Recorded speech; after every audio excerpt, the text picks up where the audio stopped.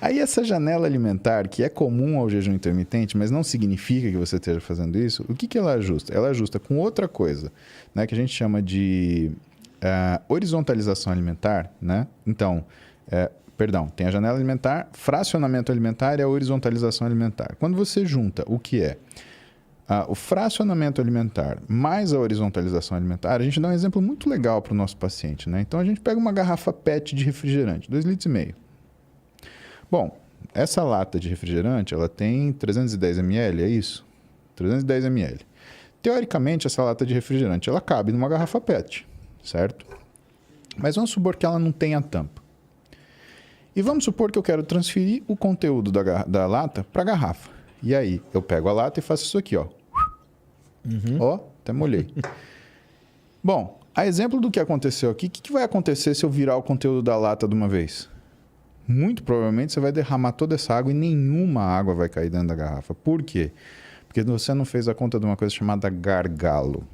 E aparentemente, Sérgio, o que a gente tem é um gargalo na nossa capacidade de absorção e utilização dessa energia. Ah, legal. Então, o processo de emagrecimento, ele conta com duas coisas relacionadas à janela alimentar, que é o fracionamento, ou seja, colocarei uma lata por vez. Porque se eu colocar duas, uma vai estar no buraco errado, ou em buraco algum. Certo. E segundo, a horizontalização, ou seja, eu sempre colocarei de lata em lata. Por quê? Quando você coloca mais caloria do que o seu gargalo permite, de capacidade de assimilação daquela energia, você vai engordar por excesso de caloria. E quando você coloca menos, que é o erro de todo mundo que faz restrição alimentar. É cortar a caloria que você fala. Exatamente. E por que que isso é um erro? Né? Isso é um erro porque quando você faz isso, o teu organismo ele entra num modo estresse.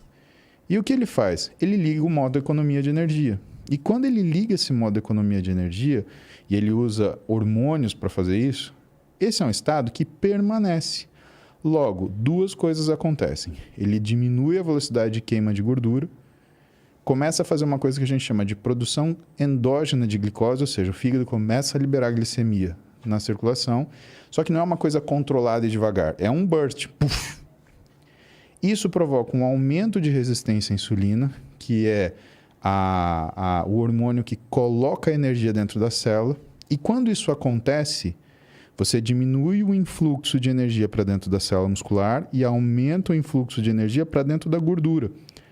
Porque para a célula muscular, você depende do transporte de insulina transmembrana para puxar a glicose para dentro dela, só que no adipócito, na célula de gordura, você depende de uma enzima chamada lipase lipoproteica.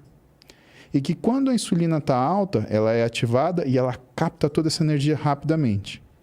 O que acontece então? Existe uma transferência entre a energia do músculo para a energia da gordura. Por quê? Sem insulina no músculo, Sérgio, aquele músculo ele tende a fazer proteólise e se deteriorar.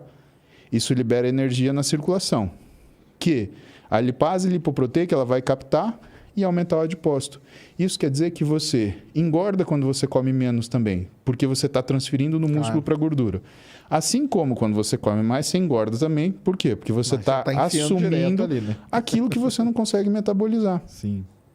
Então, esses dois conceitos, associado ao que é a garrafa de Coca-Cola, é a pessoa compreender que ela tem que comer de forma progressiva e em quantidades semelhantes.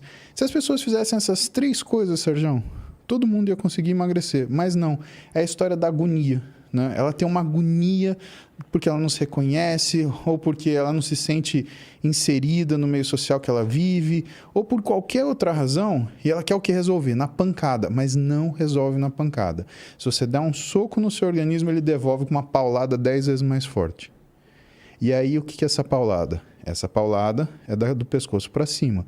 É a alteração do que é a sua forma de percepção da sua capacidade nutricional ou da sua situação nutricional e você desenvolve transtornos alimentares. Compulsão, binge, anorexia, bulimia, que são doenças que matam e que tem pessoas que lidam com isso de forma profissional e maestralmente. Desequilibra a cabeça, né? Sem falsa modéstia, pessoa que eu conheço que melhor lida com isso é minha esposa, a Roberta, que é nutricionista e que lida com essa área de transtornos alimentares. E que vê a calhar muito da gente trabalhar junto, porque na área esportiva, por conta desse esforço contínuo e mal dirigido das pessoas que fazem atividade física, pelo menos em relação à parte nutricional, levam elas a ter transtorno alimentar. Então, é uma pessoa que está fora do peso, que chega para o médico ou para o nutricionista e fala, não, mas me dá uma dieta mais restritiva. Pô, mas você já fez a dieta restritiva e você viu que isso piorou sua vida. Você quer mais restritiva? Tanto que quando a gente olha o que são os fatores de risco para você desenvolver um transtorno alimentar, são dietas mal elaboradas. Ah, entendi. Por isso que a gente fala, procura um nutricionista, vai ver. Porque isso é uma coisa séria, cara. É uma coisa que todo mundo acha que sabe pode fazer. Sair fazendo na loucura nada, né? Que senão Aí as pessoas nem perguntam para o Google. Né? Então, o trabalho do médico é difícil, do nutricionista é mais ainda, porque a pessoa ela assume que ela sabe aquilo. É o problema, né? Que é o que a gente chama Não é da auto. Da auto é pelo Google mesmo. Esse autodidatismo, né? Que na realidade é conveniente, né? Eu aceito aquilo que me convém, né? Mas o que eu ia te falar é do efeito Dunning-Kruger, né? Sim. Que é o que explica a maioria das mazelas que nós vivemos, né? E eu acredito nisso. Eu acredito que a pior coisa é o conhecimento parcial. Porque aquilo que você ignora, você não se arrisca. Mas o conhecimento parcial is a bitch, né? Ele vai te colocar numa situação de problema. Pode ver que quando alguém fala que não domina, sempre toma uma carraspana. Por quê? Porque... Sabe, essa sensação de saber o que está falando é o que esses caras eles conseguiram falar. Então, para vocês contemporizar isso daí, entender o que é efeito Dunning-Kruger, isso é importante pra caramba. Isso é muito mesmo. São 2 psicólogos, né, que na Universidade de Cornell eles decidiram entender como é que era a curva de aprendizado e o que era a percepção da ignorância, que é o mais importante. E aí eles colocaram situações hipotéticas e, para explicar de um jeito mais fácil, vocês me perdoem a imprecisão, né? Daqueles que conhecem isso, é o seguinte. Eles perguntaram para pessoas quanto elas sabiam de um assunto. Aí eles aplicaram uma prova para essa pessoa sobre esse assunto. E o que eles perceberam? Quanto mais a pessoa ignorava o assunto, mais ela achava que conhecia e aí ela tomava pau na prova. O curioso é que isso gerava um corolário. Ou seja, quando a pessoa conhecia muito sobre um assunto, ela achava que sabia menos do que ela realmente dominava. Quando você pergunta uma coisa a uma pessoa que sabe muito de um assunto, ela fala, preciso pensar um pouco nisso. Porque ela está juntando todas essas variáveis e tentando fazer aquilo conversar para poder te responder. Enquanto a pessoa que é tola, né, ela, isso é fácil, é tal coisa.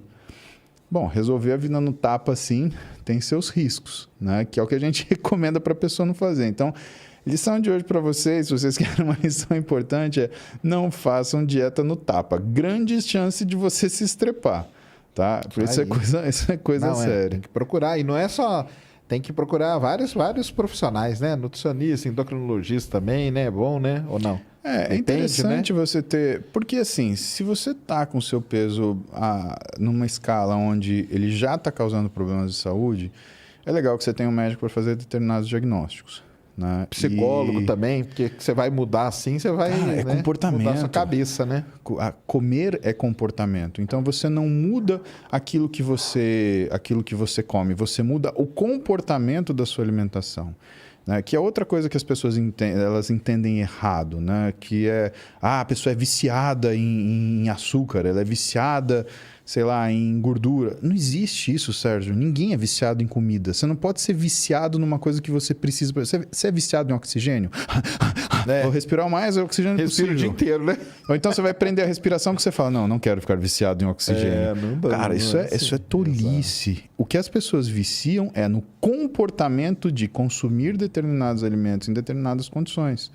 E para você entender por que isso acontece, você tem que entrar em neurociência, você tem que entrar em sistemas de recompensa, descobrir como é que funciona núcleo arqueado, como é que funciona striatum dorsalis, striatum ventralis ou núcleo acumbente, saber se você é uma pessoa mais amigdaliana, se você é uma pessoa que ativa mais seu núcleo ventromedial do córtex pré-frontal, para você entender como você funciona. E quem faz isso normalmente é o psicólogo. Né?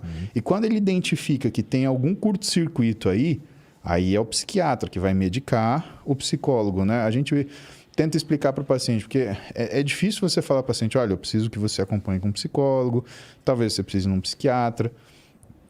muitos pacientes se ofendem. Eles falam, você está falando, você está me maluco. acusando de ter um transtorno mental. Parece que é um pecado, né?